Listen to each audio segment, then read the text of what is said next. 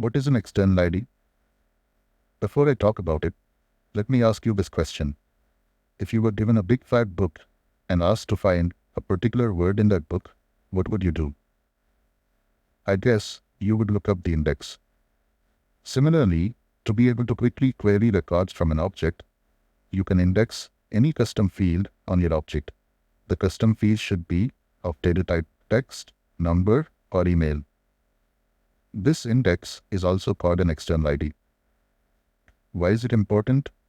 It can significantly improve the software query performance, and it can also act as a unique identifier for a record, and it can be quite helpful during an update or an upsert operation. Upsert is a combination of both insert and update operations. I'll try to expand on this when I talk about importing records. You can create up to 3 external IDs per object.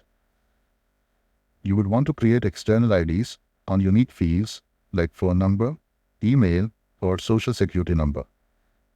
Let me make the social security number field on the candidate object as an external ID. From the schema builder, I can navigate to the candidate object,